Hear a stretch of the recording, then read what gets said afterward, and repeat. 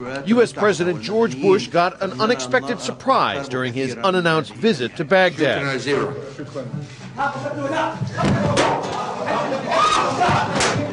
An Iraqi journalist threw his shoes at Bush, shouting, "Here is your goodbye kiss, dog." The shoes missed, and the man was wrestled to the floor and hustled away. The incident took place during a press conference with Iraqi Prime Minister Nouri al-Maliki. Throwing shoes is a deep insult and traditional sign of disrespect and contempt in Arab culture. After the first Gulf War, Saddam Hussein had a mosaic of President George H.W. Bush placed on the ground outside Iraq's Al-Rashid Hotel, forcing patrons to step on his face to get inside.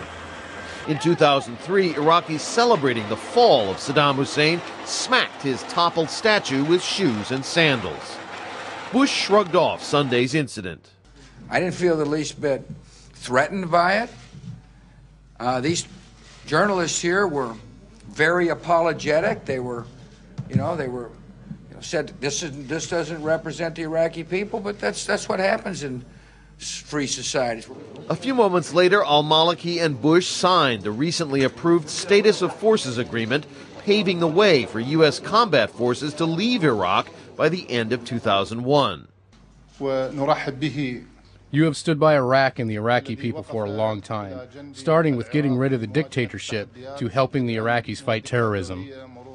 But with the conclusion of these agreements and the courage of the Iraqi people and the Iraqi troops and American troops and civilian personnel, it is decisively on its way to being won.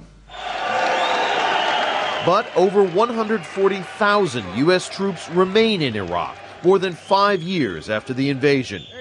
4,200 U.S. troops and tens, perhaps hundreds of thousands of Iraqis have been killed. And a new report by the American overseer of the post-war reconstruction measures labels the rebuilding effort a costly and incompetent failure.